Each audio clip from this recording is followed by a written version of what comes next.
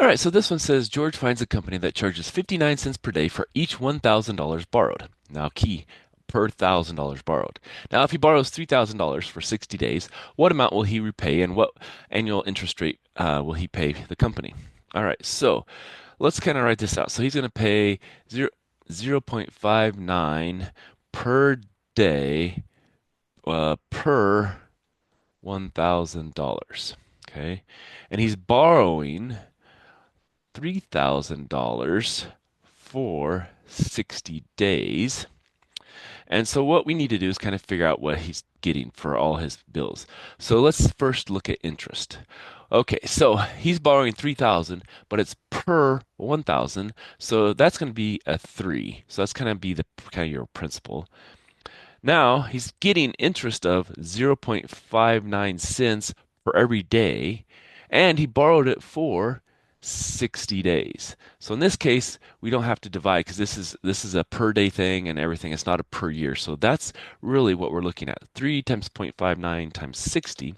Now, if we go and plug that in our calculator, we have 3 times 0.59, oops, 59 times 60.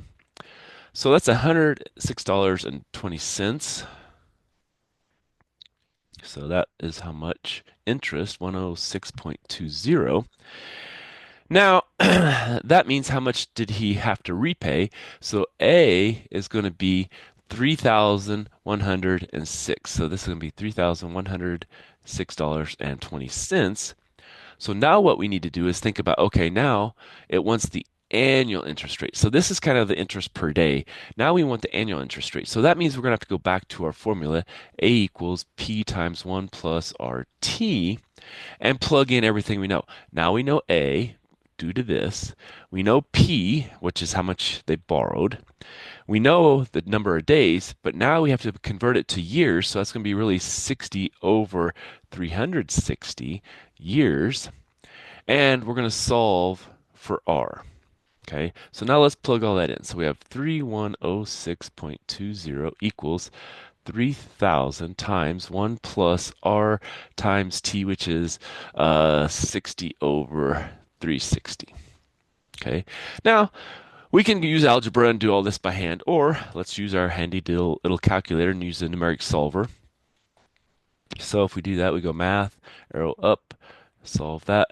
And so this one was 3106.2.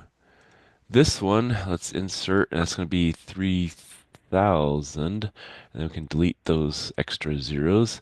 And this one is going to be, we had 60 divided by 360. Now you could have reduced it, and that would have been fine.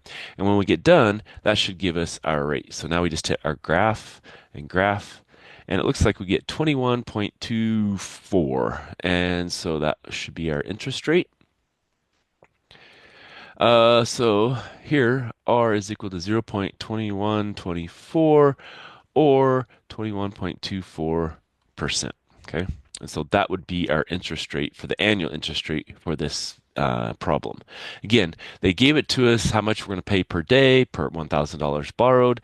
Then we had to go through all this, figure out how much interest we're actually going to pay for the number of days we borrowed it.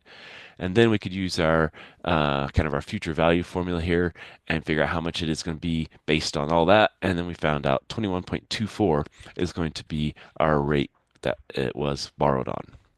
All right, let's stop there and we'll come back for some more.